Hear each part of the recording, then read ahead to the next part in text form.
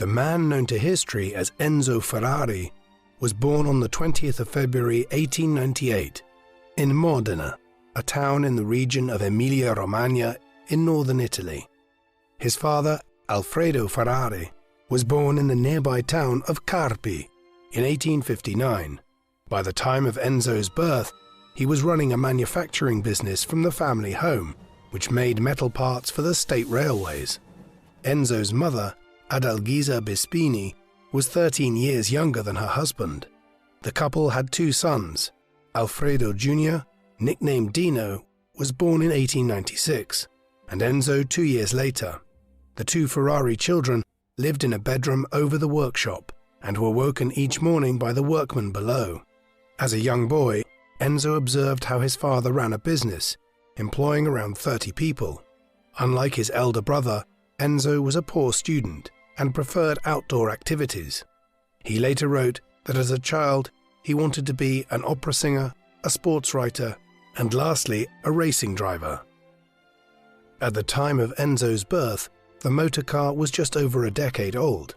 The German engineer Karl Benz built the Benz patent Motorwagen in 1885 and made it commercially available in 1888. In 1903, there were fewer than 30 automobiles in Modena, and Alfredo Ferrari owned one of them, a French de Dion-Bouton. Not long after the invention of the motor car, the first automobile races were organized in France in the 1890s.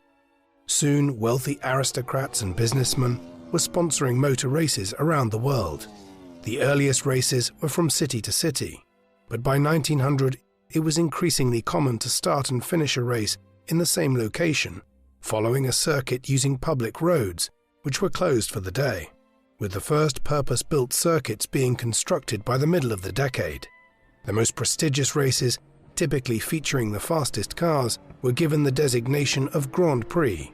In the early 1900s, European countries began to adopt national racing colors: blue for France, white for Germany, yellow for Belgium, and green for Britain. Italy did not adopt its famous racing red until 1907.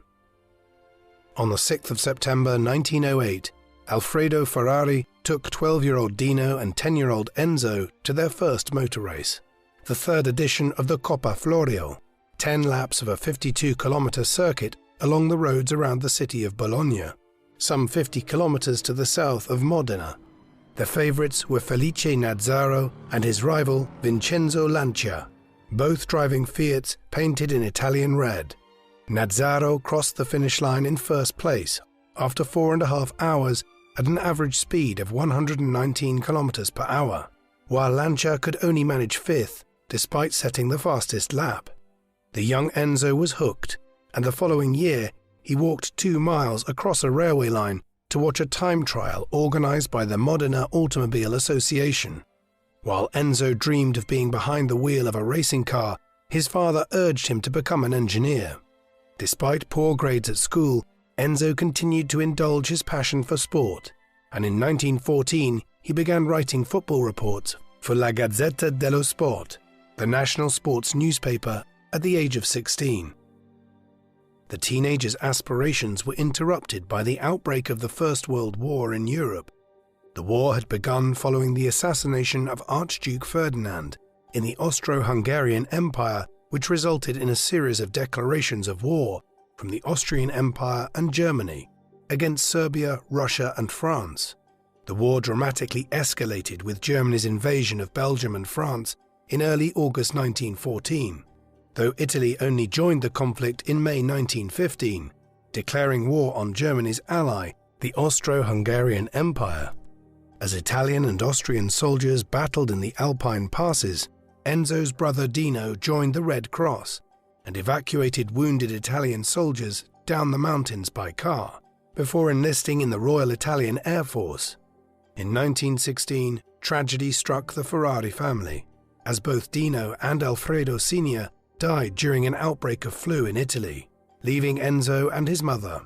The family metalworking business closed, and Enzo was obliged to find a job with the fire brigade before being conscripted into the 3rd Mountain Artillery in 1917.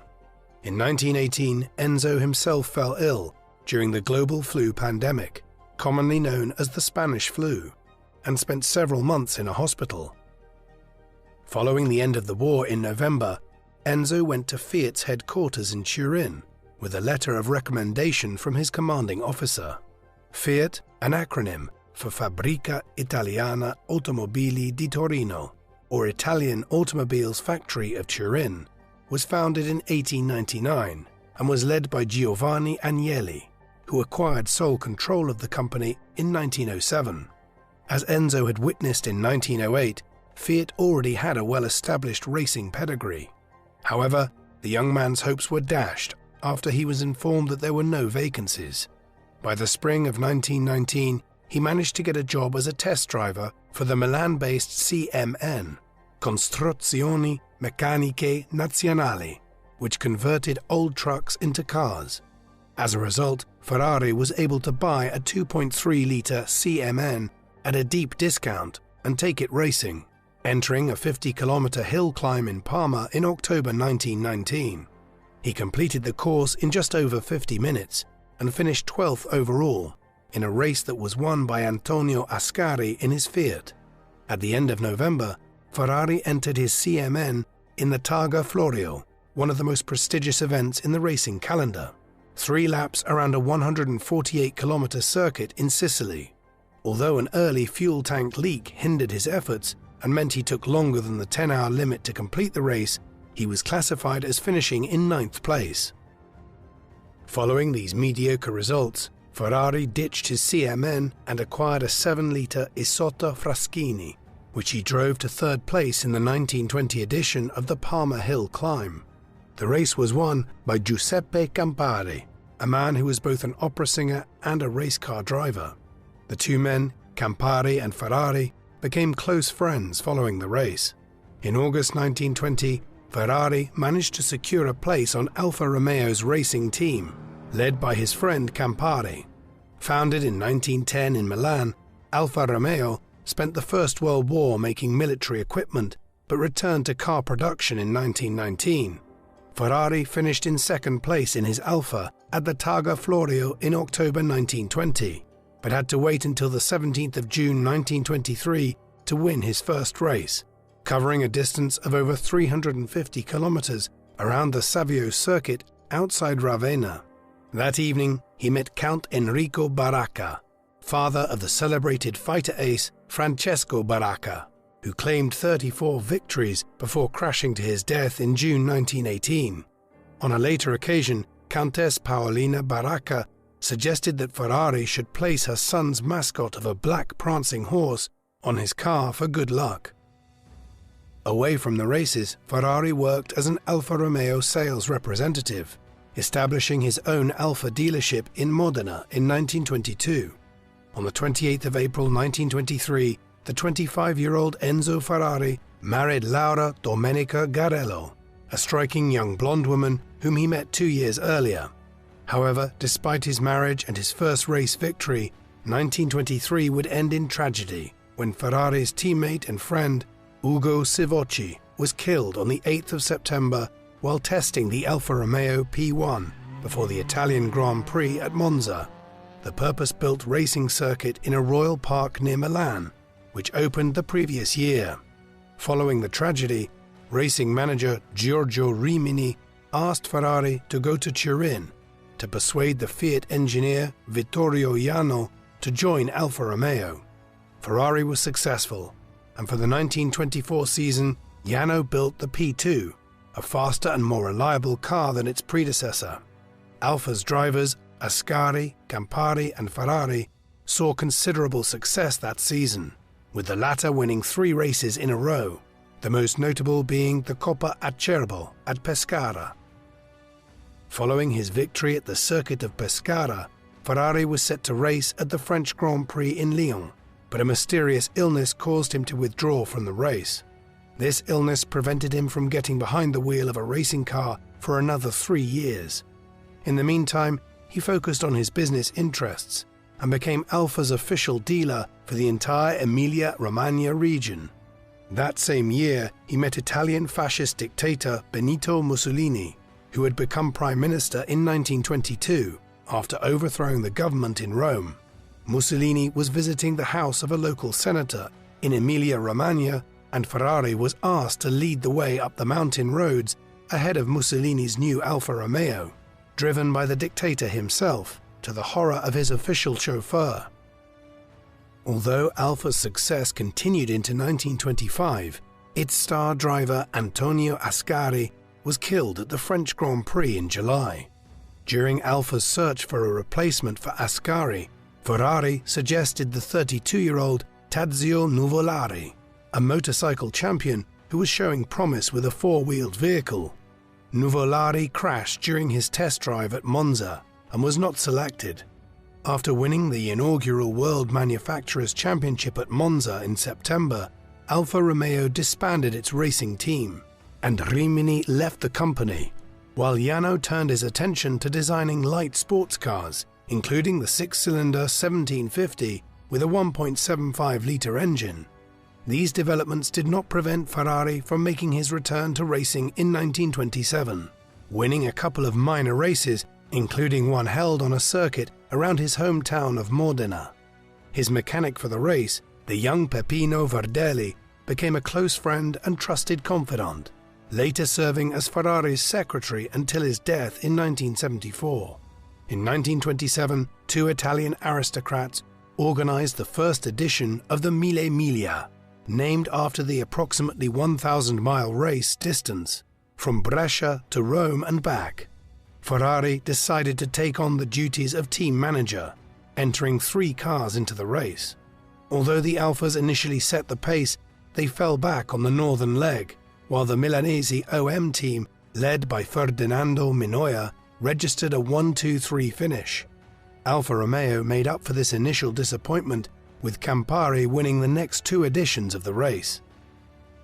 While Ferrari won a couple more races in 1928, by 1929 his attention was increasingly focused on being a team manager.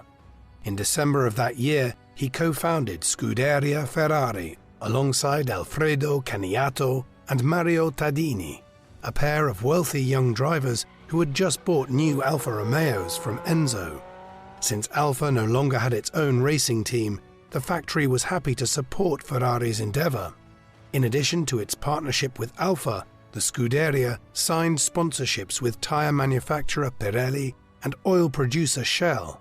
Scuderia Ferrari sent a team of 3 cars to the 4th edition of the Mille Miglia in April 1930, competing with a field that included Mercedes-Benz, Maserati and Lancia.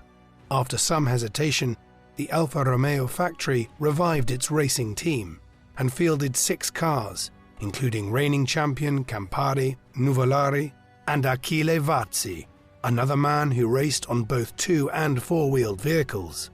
Scuderia Ferrari's debut went poorly, and all 3 cars retired early from the race.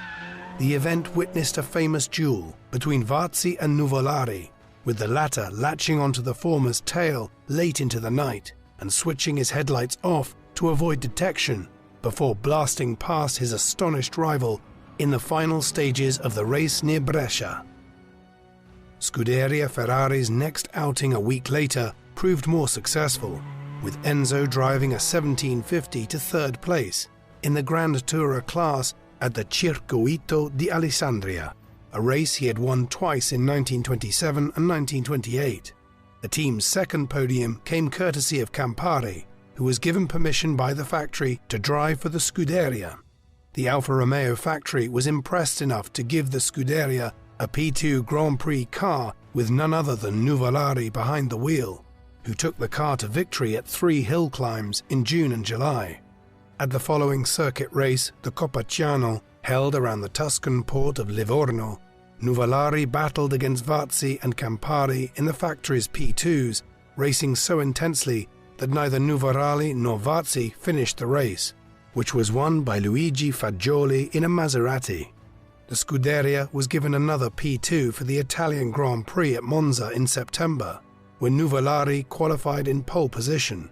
In the race, both P2s were retired by lap 8, and the race was won by Vazzi in a Maserati. As the 1931 season beckoned, Ferrari secured a loan of 1 million lira to move the offices of his racing team into a larger building. Vittorio Jano was also hard at work in the Alfa factory, designing the 8-cylinder 2.3-litre sports car. The 8C2300 was introduced at the Italian Grand Prix in Monza in May, where Campari and Nuvolari teamed up to win the race. After Nuvolari took the Scuderia's 8C to a disappointing fourth place at the German Grand Prix at the famous Nürburgring circuit, he won the Coppa Ciano at the beginning of August. The following week, on the 9th of August, Enzo Ferrari took part in his final race as a driver, at a time trial near Bologna. Ferrari exercised his privilege as team boss by giving himself one of Scuderia's two 8Cs, relegating Nuvolari to the less powerful 1750. Ferrari was confident of securing victory in the 8C, but Nuvolari had other ideas. After an early crash at full speed that broke his throttle control, Nuvolari's mechanic, Decimo Compagnoni, tied his belt to the throttle and used it to control the accelerator, while Nuvolari continued to steer and brake. With Ferrari already at the end of the course celebrating an expected victory, Nuvolari asked Compagnoni to maintain full throttle down the hills, making up more than 70 seconds in 20 miles to win the time trial by over half a minute. Nuvolari's astonishing display of determination, bravery, and racing skill set a benchmark for all of Scuderia's drivers henceforth. Enzo Ferrari ended his racing career with 11 victories from 41 starts. His decision to hang up his racing gloves was prompted by his wife Laura's pregnancy. On the 19th of January 1932, Laura gave birth to a son, named Alfredo, and known as Dino after his late uncle and grandfather. 3 years before Dino's birth, Enzo began a lifelong affair with Lina Lardi, an arrangement that Laura was obliged to accept. Amidst these changes in Enzo's family life, changes were afoot in the management structure of the Scuderia. Alfredo Caniato had bought Tadini's shares in the business, but decided to offload his entire stake to Count Carlo Felice Trossi, a talented driver from a banking family who became president of the company. At the Mille Miglia in April, Ferrari entered no fewer than 9 cars, including 5 2300s, 3 1750s and a 1500. While Bacconin Borzacchini won the race for Alfa's factory team, Scuderia finished second and third. By July 1932, Ferrari adopted a logo with Barocca's black prancing horse on a yellow background, the color of his native Modena. Over the course of the year, Jano had been working on a single-seater P3, considered one of the greatest cars of that generation, but it wasn't until August that the Scuderia was allowed to use the P3, which Nuvolari drove to victory at the Coppa d'Acerbo. Despite the unrivaled success of the P3, which won almost every single race it entered in 1932, by the following year, Alfa Romeo was in financial trouble and subject to greater levels of government control. When Alfa announced that it would suspend its racing program in early 1933, Ferrari unsuccessfully sought to take over the racing team. With the P3s locked away, Scuderia had to make do with the 8Cs. In March, Scuderia scored its first victory at the Mille Miglia, with Nuvolari behind the wheel. In the Monaco Grand Prix in April, Nuvolari and Varzi's Bugatti battled for the lead around 99 laps of the famous street circuit, until the former's engine caught fire. Nuvolari was unhappy that Scuderia was making him race with old cars, and in June he agreed to join Maserati, taking Borzacchini and the talented Piero Taruffi with him. Knowing that Alfa would be alarmed by Nuvolari's defection, Ferrari prevailed upon Alfa to use the 6 P3s in return for an annual payment of 1.7 million lira, financed by Pirelli. He signed a new trio of lead drivers, including Luigi Fagioli, Louis Chiron from Monaco, and his old friend Campari, who at 40 years old was planning to retire at the end of the season. After Ferrari's P3 scored a series of convincing victories over the summer, Fagioli beat Nuvolari's Maserati at the Italian Grand Prix at Monza on the 10th of September. That afternoon, the track was host to a second race called the Monza Grand Prix, with 3 heats with a final around the 10-kilometer banked circuit. Campari was leading the race in the second heat when he was involved in a 4-car shunt, that killed both himself and Borzacchini. While mourning the death of his friend, Enzo was also struggling to come to terms with the fact that his son Dino was suffering from a debilitating illness, diagnosed as Duchenne's muscular dystrophy, a condition that attacks boys and limits their life expectancy to around 20 years old. Ferrari was depressed entering the 1934 season. Campari was dead and Fagioli accepted a lucrative contract with Mercedes. Ferrari responded by hiring Nuvolare's rival Achille Vazzi, alongside two Algerian drivers, Marcel Lehoux and Guy Moll, who had been put forward by Alfa Romeo. At the Monaco Grand Prix in 1934, Chiron was cruising to victory until the last lap, when Moll forced him into a spin and won the race. At the Mille Miglia, Vazzi was several minutes behind Nuvolari on the return leg north, until Ferrari was informed that rain was on the way and ordered his mechanics to make special wet weather tyres by cutting grooves into them. After initial protests, Vazzi did so and successfully overhauled Nuvolari in the rain. While the Scuderia's P3s saw initial success in 1934, the Italian cars were being outcompeted by the German manufacturers, Mercedes-Benz and Ferdinand Porsche's Auto Union, both of whom received a subsidy from Adolf Hitler's government. At the Coppa Acerbo in August, Moll was chasing down Fagioli when he was killed in an accident at the age of 24, 4 months after bursting onto the racing world stage with great promise. By the end of the year, the Germans were beating the Italians on Italian soil, and Vazzi decided to sign for Auto Union. The Scuderia's fortunes were saved when Nuvolari announced that he would return to race for Ferrari in 1935. Facing the German threat, Ferrari asked his technical director, Luigi Bazzi, to build a car with two P3 engines, which came to be known as the Bimotore. Though this violated the 750 kilogram weight limit that had been introduced for Grand Prix racing in 1934, the Scuderia could still compete in the Formula Libre category. After the Scuderia's P3 struggled against the Germans at the start of the 1935 season, Ferrari unleashed the Binatore at Tunis, but the heavy car chewed up its tyres and proved unsuitable for track racing. Ferrari had Nuvolari reach 200 miles per hour on a stretch of highway in a 6.3-litre Bimatore as a publicity stunt, but the car was soon scrapped. While Rudolf Caracciola ran away with the racing championship in his Mercedes, Nuvolari scored an unexpected upset at the Nürburgring on the 28th of July, defeating his rivals on their home turf. In September, Yano delivered the 3.8-litre 8C35 from the Alfa factory, but the new car was still no match for the Germans. Yano's May 1936 12-cylinder model was still underpowered when compared to the 16 cylinders of the Auto Unions, but Nuvolari managed to win some races in his 12C in circuits with tighter corners.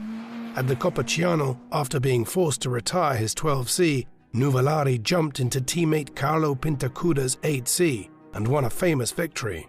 In October, Nuvolari drove the 12C to victory at the Vanderbilt Cup in New York, Scuderia's first trip to the United States. Nuvolari's victory in New York was a great political coup for Benito Mussolini, who was keen to demonstrate Italy's sporting prowess. While Mussolini had signed the Axis Pact with Hitler in 1936, he still wanted to demonstrate Italian superiority. He did so by trying to outcompete the Germans in motor racing. Accordingly, the Alfa Romeo board decided to return to racing, agreeing to acquire an 80% stake in Scuderia Ferrari, while allowing Enzo to continue as team boss. As part of this agreement, the engineer Gioacchino Colombo joined Ferrari.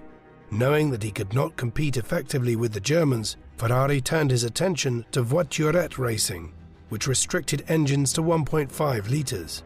When Colombo proposed a rear engine design inspired by Auto Union's cars, Ferrari turned him down, remarking, "It's always been the ox that pulls the cart."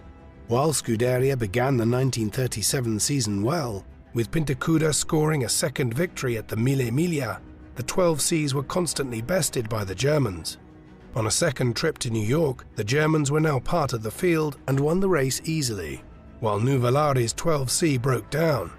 Frustrated by the poor performance of the 12C, Nuvolari defected to Auto Union, and Yano was fired. On the 1st of January 1938, Alfa Romeo acquired full control of Scuderia Ferrari and renamed the outfit Alfa Corse. Ferrari continued to run the team from Milan, signing a contract that prevented him from building cars under the Ferrari name for 4 years if he were to leave Alfa. In 1938, Colombo presented the Alfa Romeo Tipo 158, nicknamed the Alfetta for the Voiturette series. The car won on its debut in Livorno in August, driven by Emilio Villoresi, who battled with his brother Luigi's Maserati throughout the race. While Alfa Corse continued to send bigger cars to Grand Prix races, the Germans remained dominant. In an attempt to regain racing glory, the Italian racing authorities announced that from 1939, Grand Prix events in the country would be held according to Voiturette regulations. In advance of the first race in Tripoli, in Italian North Africa in May 1939, Mercedes built a Voiturette in secret and astonished the Italians with a 1-2 finish on race day. Following the race in Tripoli, Ferrari was sacked as director of Alfa Corse. In the meantime, Hitler was marching his armies into Poland, prompting Britain and France to declare war on Germany. For the time being, Italy remained neutral in the Second World War, while continuing to build up military capacity. In the autumn of 1939, Ferrari set up his own business in Modena under the name Auto Avio Costruzioni to supply parts for the Italian Air Force. Around the same time, he received offers to build cars for the Mille Miglia, a race with 9 laps over a 100-mile circuit near Brescia, including one from the 21-year-old Alberto Ascari, the son of Ferrari's late friend and mentor. Under the AAC brand, Ferrari modified a Fiat 508 and added an 8-cylinder 1.5-litre engine, giving it the name 815. While Ferrari's engineers were optimistic during testing, on race day both cars retired from the race with mechanical faults. On the 10th of June 1940, while German tanks were cutting French defences into pieces, Italy declared war on Britain and France. Ferrari had joined the Italian Fascist Party in 1934, motivated primarily by a desire to promote his business interests and remain on good terms with the government. At the age of 42, he was too old to join the army, but was part of the supply chain for the military. In addition to aircraft parts, he made machine tools for the manufacture of weapons. At the end of 1942, fearing that his factory in Modena might be bombed, Ferrari moved his operations to the small village of Maranello, about 10 miles away, buying a group of farms covering 30 hectares in total. While Ferrari was setting up a new headquarters for both AAC and Scuderia Ferrari, Mussolini's government was overthrown in July 1943 following the Allied invasion of Sicily, and the new government joined the Allies, while a German puppet regime led by Mussolini was established in northern Italy. During the final months of the war, Ferrari's factory was bombed twice during Allied raids. Shortly after the second bombing in April 1945, Mussolini and his mistress were killed by partisans in Milan, and the Germans surrendered in Italy. On the 22nd of May 1945, Ferrari's mistress Lina Lardi gave him a second son, named Piero. Enzo's two families continued to coexist, with the 13-year-old Dino remaining his heir to the business despite his illness.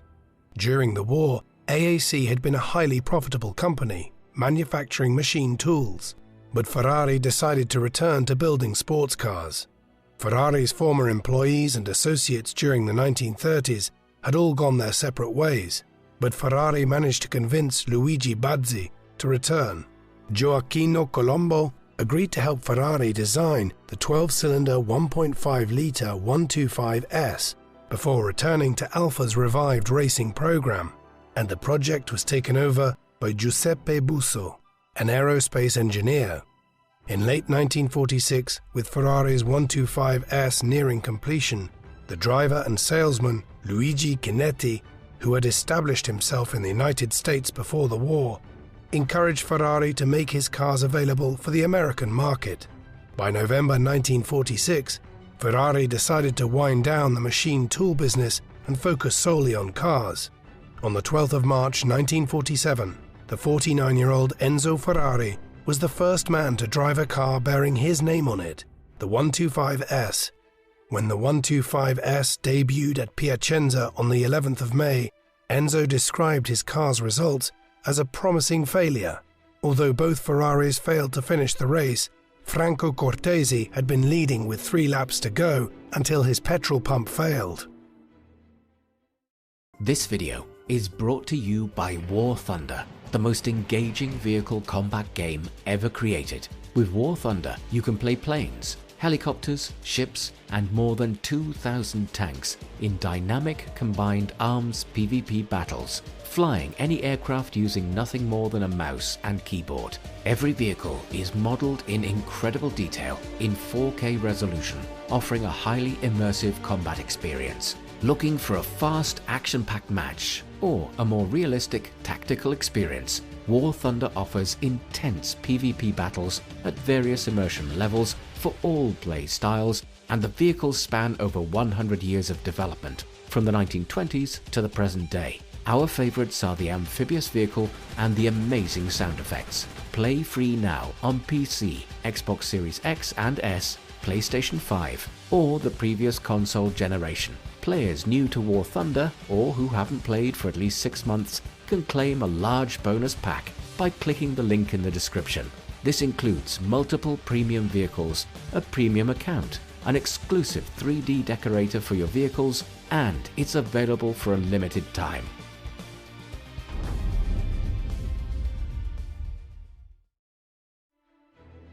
Cortesi and the 125S won its first victory a fortnight later at the Rome Grand Prix, which took place around a circuit near the Roman baths of Caracalla. Cortesi racked up 2 more victories for Ferrari over the coming weeks. These early successes inspired the 54-year-old Tazio Nuvolari to make a couple of appearances for Scuderia Ferrari in the 125S. He won both races, including one at Parma on the 13th of July, where he recovered from an engine fault at the beginning of the race to overhaul the entire field and lead Cortesi to the line in a 1-2 finish. With the 125 already an established race winner, Busso built a 1.9-litre model, the 159, for the race in Modena at the end of September. But the new cars were no match for the Maseratis of Alberto Ascari and Luigi Villoresi. 2 weeks later, Raymond Sommer, who had won the Spa 24 Hours in Belgium for the Scuderia in 1936, returned to Ferrari to take victory at Turin in a 159. In 1947, Ferrari managed to coax Colombo away from Alfa, joining a workforce that was now over 250 men. The company began to sell cars to wealthy amateur racers, the first customers being the aristocratic brothers Gabriele and Suave Bassana, who bought a 2-litre Ferrari 166 Spider Corsa at the end of 1947. Driving his own Spider Corsa, the Russian émigré Prince Igor Trubetskoy joined Clemente Biondetti in winning the 1948 Targa Florio in April, Ferrari's first victory in a major international race. At the beginning of May, Nuvolari drove the Spider Corsa at the Mille Miglia, stretching his lead to almost half an hour despite the car's bodywork falling to pieces. He was less than 200 miles from the finish line when a bolt sheared and ended his race. Biondetti, driving a coupe model of the 166S, went on to take victory. At the Monaco Grand Prix on the 16th of May 1948, Trubetskoy became the first man to drive a Ferrari in a Grand Prix, though he crashed on lap 58. The Grand Prix season was being dominated by Maserati and Alfa Romeo, despite Vazzi's death in practice before the Swiss Grand Prix on the 1st of July. At the Italian Grand Prix in Turin on the 5th of September, Sommer secured Ferrari's first podium finish with 3rd place. During the winter of 1949, Ferrari sent a 125 to participate in a series of races in South America. The Ferrari driver was 43-year-old Giuseppe Farina, a protege and friend of Nuvolari's who had driven Alfas for the Scuderia in the 1930s. While Farina retired from 4 out of the 6 races, he won the other 2. For the European season, Ferrari hired Alberto Ascari and Luigi Villoresi, the 2 most talented drivers of the day. They finished 2nd and 3rd at their debut for Ferrari on the 19th of June at the Belgian Grand Prix in Spa, before Ascari won the Swiss Grand Prix 2 weeks later in a 125 GPC. After his engine was fitted with a supercharger, Ascari scored a hat-trick on home turf at Monza on the 11th of September, qualifying on pole and setting the fastest lap on his way to race victory. Having found the formula for Grand Prix success, Ferrari continued its dominance of the Mille Miglia, with Biondetti driving the open-top 166 Barchetta to victory in May 1949. On the 25th to the 26th of June, Ferrari made its debut at the 24 Hours of Le Mans, fielding two 166s. Luigi Chinetti teamed up with the British aristocrat Lord Selsdon in one of them and won the race by a lap, with the former behind the wheel for more than 23 hours. In 1950, the world's motorsport governing body, the Fédération Internationale de l'Automobile, or FIA, established the Formula One Drivers' World Championship. Ahead of the new season, Enzo Ferrari had instructed Aurelio Lampredi to design a new Grand Prix car with a 4.5-litre engine, prompting Colombo to return to Alfa Romeo at the end of the year. Lampredi's new car was not ready until the end of the year, so Ferrari had to do with the 125S. Accordingly, the inaugural Formula One Championship was dominated by Alfa Romeo. In a 7-race season, including the Indianapolis 500, which European teams absented themselves from, Farina and the Argentine Juan Manuel Fangio won 3 races each, with the former winning the title with 30 championship points. The 4 Ferrari drivers managed 16 points between them. On the open road, the Scuderia continued its dominance of the Mille Miglia, with a victory by the amateur Giannino Mazzotto, the 4th man to buy a Ferrari. At the following edition in 1951, Villoresi took the honours for Ferrari with a 4.1-litre V12 engine designed by Lampredi. Ferrari's continued success in road races established the company's reputation for building reliable cars, but Enzo was desperate to win the Formula One Championship with Lampredi's 4.5-litre Ferrari 375. The season started with Farina and Fangio continuing their dominance of the previous year, winning the first 3 European races. At the British Grand Prix at Silverstone on the 14th of July 1951, the young Argentine José Froilán González held off Fangio on his way to Ferrari's first victory in the Formula One Championship. Scuderia Ferrari was on its way to becoming the most successful team in F1 history. Ascari followed up on González's success with a brace of victories at the Nürburgring and Monza, but fell short of snatching the title from Fangio's hands in the final round in Spain. In September 1951, Enzo Ferrari offered a drive to the talented 19-year-old Englishman Stirling Moss at the non-championship race at Bari, with the option of becoming a full member of the team in 1952. Moss was non-committal, having also received an offer from British Racing Motors, but agreed to drive the 375 in Bari. When he arrived, he was informed by a Ferrari mechanic that Taruffi was due to drive the car and stormed off, vowing never to drive for Ferrari in his life. In 1952, reigning champions Alfa Romeo withdrew from the Formula One Championship. In an effort to attract more cars, the FIA decided that for the next 2 seasons, the F1 Championship would adopt Formula 2 rules, restricting engine size to 2 litres. Lampredi designed a 4-cylinder 2-litre engine to fit the 375 chassis, creating the Ferrari 500. Ascari missed the season opener in Switzerland to participate in the Indy 500 on the 30th of May in the obsolete 375. Although he ran as high as 8th place, the 375 was outclassed by its American rivals, and Ascari retired from the race. Days later, Fangio was injured in a non-championship race in Monza for Maserati. After his return to Europe, Ascari won the 6 remaining championship races, handily walking away with the title. Ascari won the first 3 European races of the 1953 season, setting a record of 9 consecutive Grand Prix victories. Ascari's run was broken at the French Grand Prix in Reims on the 5th of July 1953, in what has been called the race of the century. Ascari and his English teammate Mike Hawthorne battled at the top of the field against Argentines Fangio and González in their Maseratis, over the 60-lap, 500-kilometer race distance. The Englishman secured the narrowest of victories ahead of Fangio and Gonzalez, with Ascari only 4 seconds behind in fourth. Ascari came back to win 2 more races to defend his world title. While Ascari was winning new glory for Scuderia, on the 11th of August 1953, Tazio Nuvolari died at the age of 61. As he mourned the loss of a friend and the greatest driver he had ever known, Ferrari also had to come to terms with the fact that his 21-year-old son Dino was dying. Ferrari's anxieties were exacerbated by the announcement that Mercedes would enter the 1954 championship, with Fangio as its lead driver.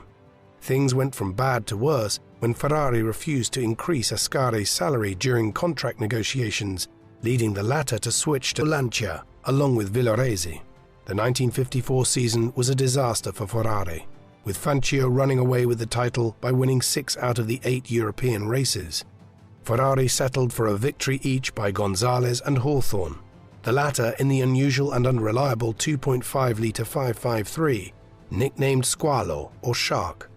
Ascari's Lancia retired from every single Grand Prix it entered, though he managed to put an end to Ferrari's run of 6 consecutive victories at the Mille Miglia earlier in the year. The 1955 season proved even more disappointing, with the only Ferrari victory coming from Frenchman Maurice Trintignant at the Monaco Grand Prix on the 22nd of May, after Ascari's Lancia crashed into the harbour.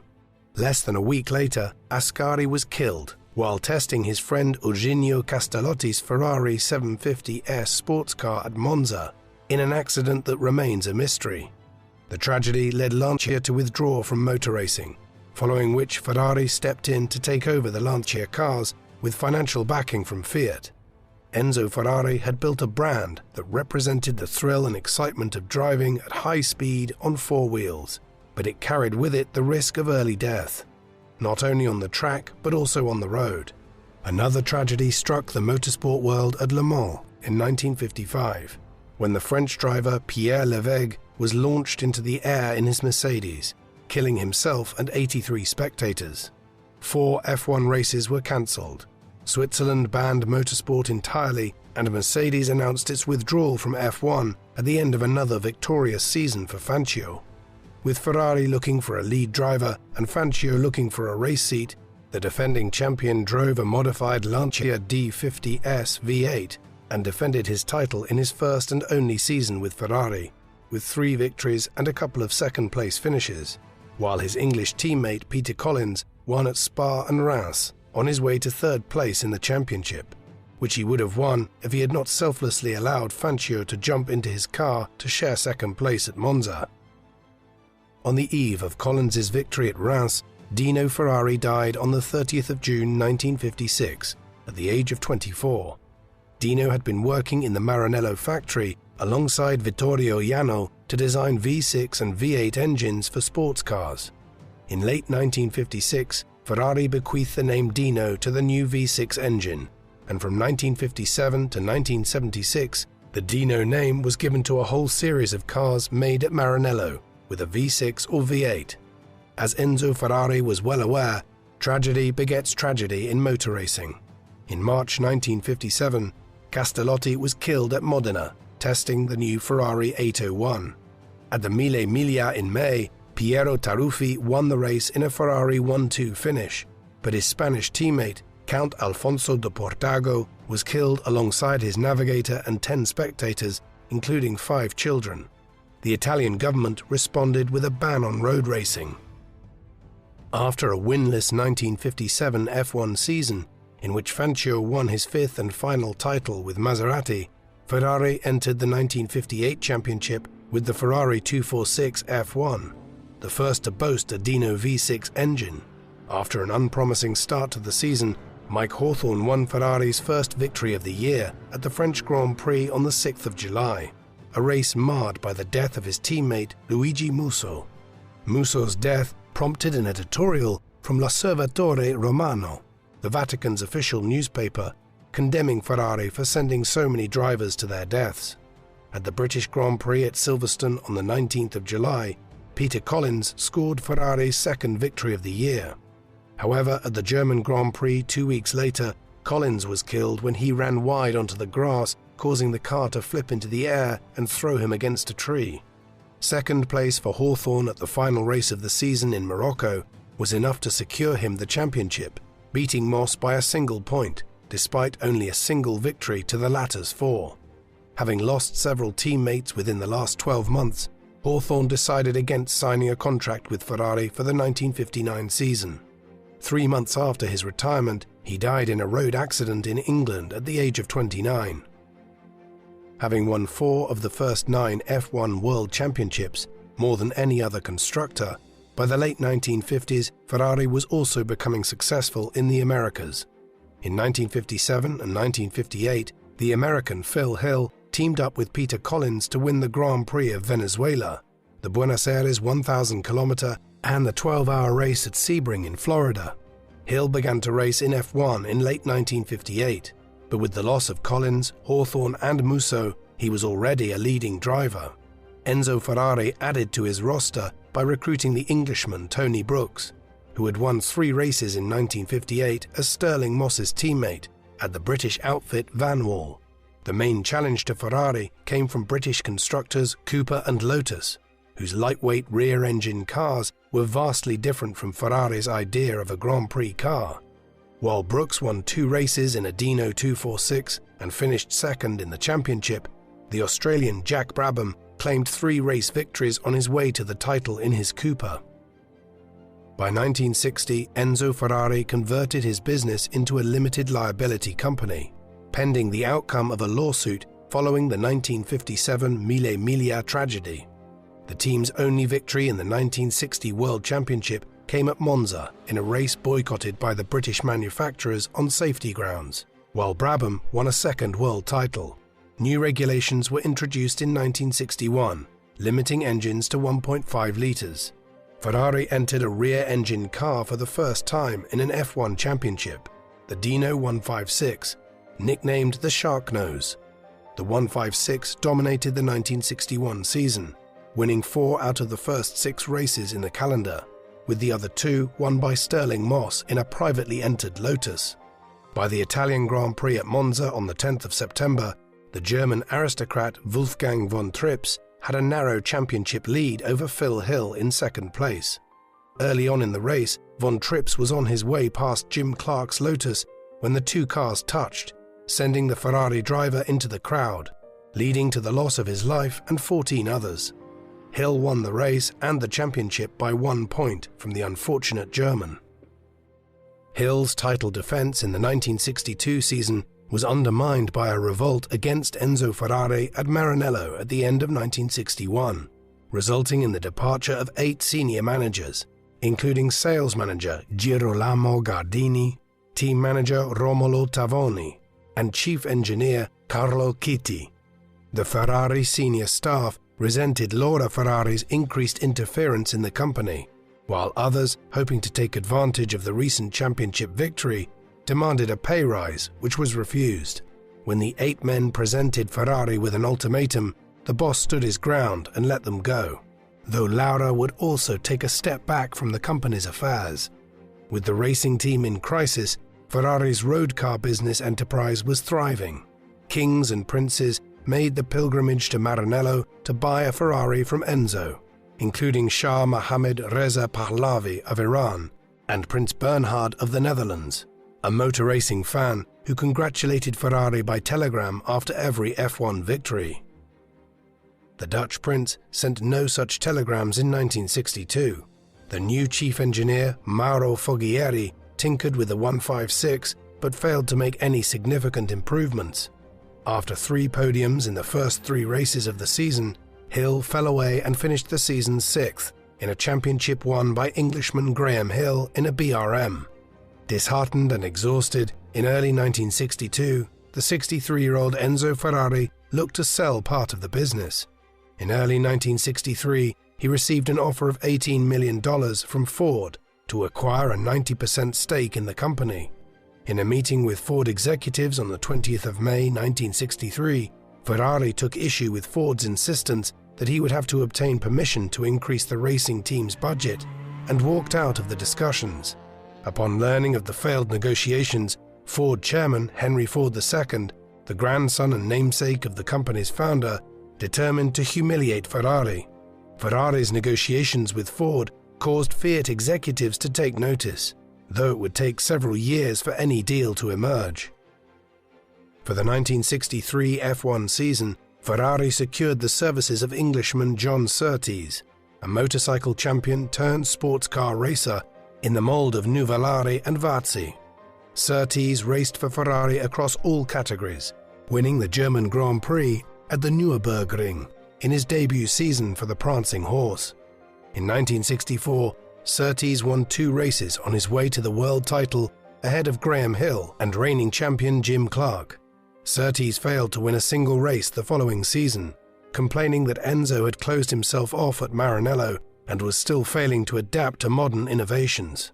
Surtees then complained that his car for the 1966 season, the 312 with a 3-litre V12, was slower and less reliable than the previous year's car.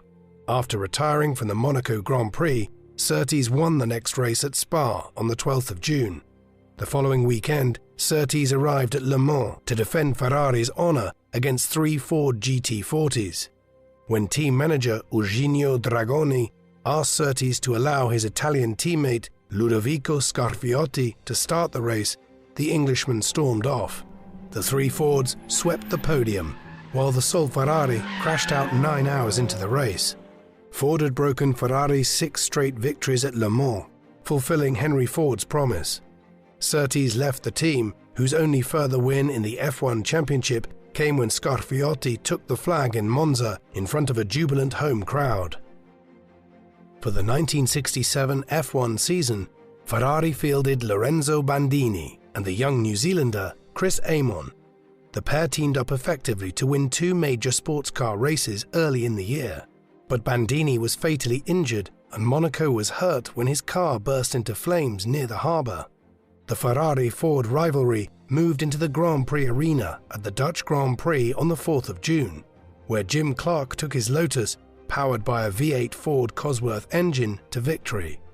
At Le Mans, Ferrari failed to seize back the title from Ford, settling for a second-place finish. Indeed, Ferrari would not win again at Le Mans until 2023. The following year, Ferrari was subjected to further humiliation as Ford-powered cars won 11 out of the 12 races on the F1 calendar, with the Belgian Jackie Ickx's victory for Ferrari at the French Grand Prix the sole exception. Enzo attempted to recruit the talented young Scotsman Jackie Stewart for the 1968 season, but refused the latter's extensive list of conditions. While Stewart would win the first of 3 world titles in 1969, Ferrari had its worst season since 1950. Ferrari's struggles in F1 did not prevent the prancing horse brand from becoming increasingly popular among film stars and celebrities. Nevertheless, motor racing was an expensive endeavour, and the company's finances were showing it. In 1965, Fiat had taken a small stake in Ferrari and began producing a car with the Dino V6 engine. On the 18th of June 1969, Ferrari signed a deal with Fiat in Turin. In a deal worth 7 billion lira, or around $11 million, Fiat acquired a 40% stake, with Enzo's 50% to be ceded to Fiat at his death, while the remaining 10% went to his son Piero and his heirs. While Francesco Bellicardi would take over as managing director of the company, Enzo retained full control over the racing team. With the financial backing of Europe's largest automobile manufacturer, the future of the Ferrari business was secure. For the next 4 F1 seasons, Ickx led the Ferrari team in its quest for an elusive F1 title. He came closest in 1970, when his 3 race victories took him to second place behind the Austrian Jochen Rindt, whose 5 wins earlier in the season were enough to secure him a posthumous world championship after being killed while practicing at Monza with 3 races remaining. Despite the opening of a new test track at Fiorano on the grounds of the Maranello factory in April 1972, the F1 team continued to struggle, though Ferrari's retained its honour in sports car racing. After fruitlessly tinkering with its engineering team and withdrawing from sports car racing, in June 1973, Ferrari appointed the 26-year-old Luca di Montezemolo as his new sporting director. Montezemolo looked for a new lead driver, and after failing to secure his first choice, the Englishman James Hunt, he approached the Austrian Niki Lauda.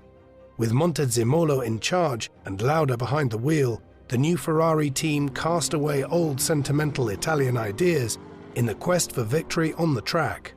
With Foghierri's new 312B3 at his disposal for the 1974 season, Lauda and his Swiss teammate Clay Regazzoni won a total of 3 races.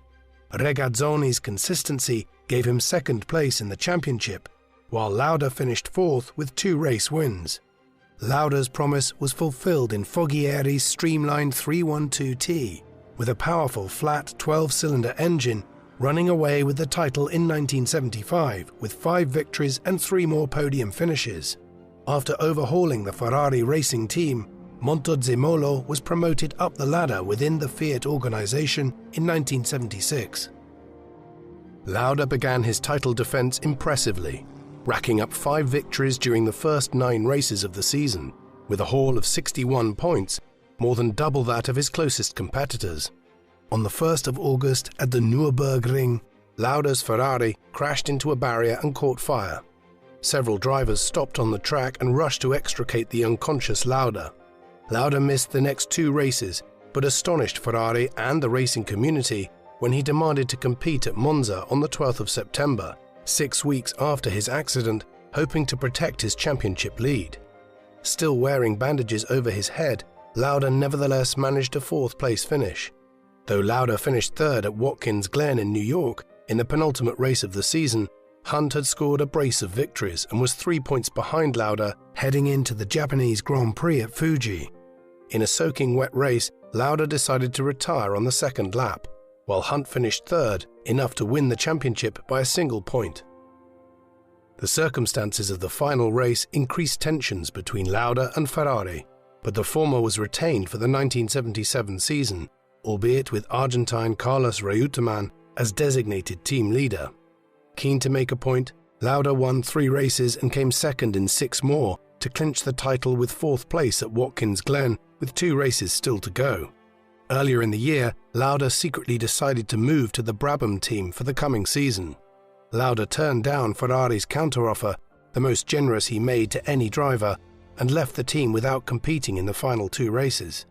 As disappointed as he was to lose his defending champion, Ferrari had identified a young French-Canadian talent, Gilles Villeneuve, who took Lauda's seat for the final 2 races without scoring any points.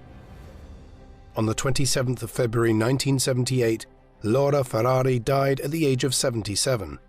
While publicly mourning the loss of his wife of almost 60 years, Enzo made preparations for Lina and Piero to move into the house in Modena. Though Piero had taken his mother's surname, Enzo took steps for Piero to take the Ferrari name. In November 1968, shortly after marrying Floriana Nalin, Piero's daughter and Enzo's granddaughter, Antonella, was born. Like his late half-brother, Piero was playing a significant role in the business, serving as an English translator in his father's negotiations with drivers and playing a leading role in the resurgent racing team. In the 1978 F1 season, Reutemann won 4 races but only finished 3rd in the championship. Gilles Villeneuve's sole victory came at the final race of the season in his native Canada. In 1979, Villeneuve was partnered by the South African Jody Scheckter as team leader. With Foghierri's 312 T4, the Ferrari men won 3 races apiece, with Scheckter narrowly winning the championship ahead of his teammate. Ferrari's faith in Villeneuve's talent was repaid, and the latter awaited a world title that would surely come his way. Having run away with the title the previous year, the 1980 season was an unmitigated disaster for Ferrari, with the team's best result being a pair of 5th-place finishes by Villeneuve. In 1981, Ferrari produced the turbocharged 126C, which enabled Villeneuve to win 2 races, though he would only see the checkered flag on 6 occasions that season. The 1982 season began poorly, with the best showing being a 6th-place finish at the Brazilian Grand Prix for Villeneuve's teammate Didier Pironi. At the 4th race of the season, the San Marino Grand Prix, at the nearby Italian town of Imola, Most constructors joined a boycott organized by Bernie Ecclestone's Formula One Constructors Association following a disagreement about F1 regulations. A Ferrari victory was a formality, and Enzo instructed his drivers not to race each other in order to guarantee a 1-2 finish. Pironi disobeyed these instructions and overtook Villeneuve on the final lap to take victory. Villeneuve vowed to take revenge 2 weeks later at the Belgium Grand Prix in Zolder on the weekend of the 8th to 9th of May. On his way into the pits during the final qualifying session, Villeneuve crashed fatally after running into the back of a slower car. Once again, Ferrari had lost a talented driver, whom he regarded as a son. Despite only 6 victories in 4 seasons for Ferrari, Villeneuve's determination and ferocity behind the wheel ensured that he retained a legion of fans who continued to honor his memory several decades after his death. In the 1983 season, an all-French driver lineup of René Arnoux and Patrick Tambay won a total of 4 races, finishing 3rd and 4th in the Drivers' Championship, while delivering Ferrari the Constructors' title. Although Ferraris continued to win a few races, with the Italian Michele Alboreto and the Austrian Gerhard Berger at the wheel, Enzo Ferrari would not live to see further championship glory. Scuderia Ferrari would have to wait until 1999 for another Constructors' Championship, and for Michael Schumacher to win driver titles for the team. In 1987, the 89-year-old Enzo Ferrari celebrated the 40th anniversary of the first car he built with the Ferrari name. As part of the commemoration, the Maranello factory produced the F40, a mid-engine, rear-wheel drive road car that Ferrari hoped would recapture the raw spirit of the early 125 and 166. In his 90th year in 1988, Enzo Ferrari continued to receive accolades from all quarters, including an honorary degree from Modena University at the end of January. On the 21st of February, Ferrari's granddaughter Antonella gave birth to a son named Enzo. Although Ferrari had been condemned by the Catholic Church less than 30 years earlier, on the 4th of June, Pope John Paul II came to the Ferrari factory at Maranello, where Piero drove him around the Fiorana test track. Enzo was too ill to leave his home at Modena, and the Pope had to settle for a phone call. Despite the papal blessing for his health, Enzo Ferrari died on the morning of the 14th of August 1988, at the age of 90. He was laid to rest at the family tomb in the cemetery of San Cataldo in Modena, joining his parents, his wife Laura, and his son Dino.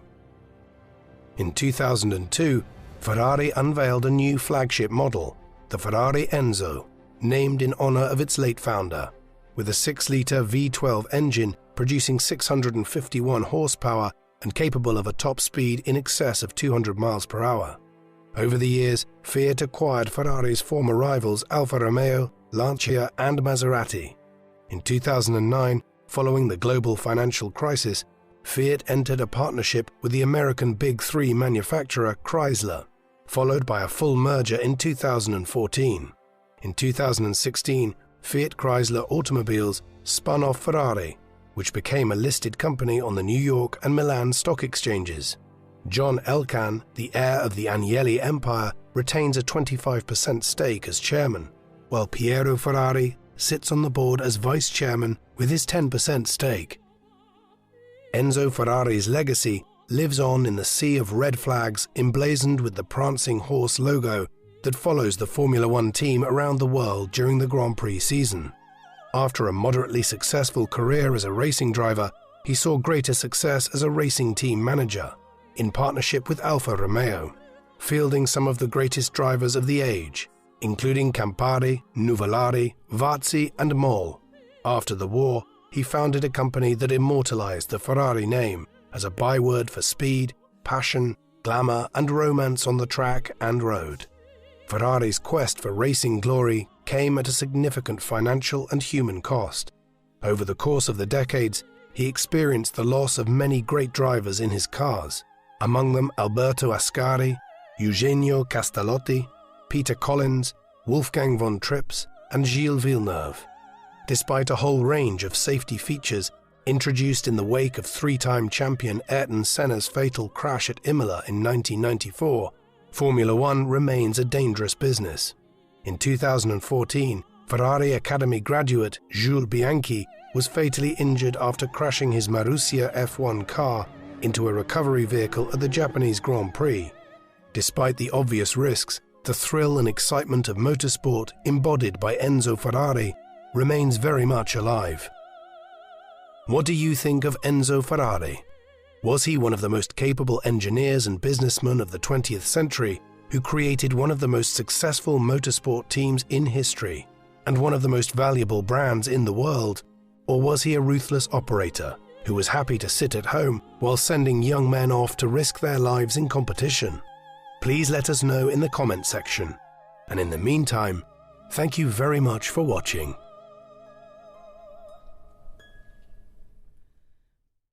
Try War Thunder now on PC, PlayStation and Xbox. There is a large free bonus pack when you register using our link, including multiple premium vehicles, a premium account and an exclusive 3D decorator for your vehicles. Just click the link in the video description to collect your bonus and play War Thunder now.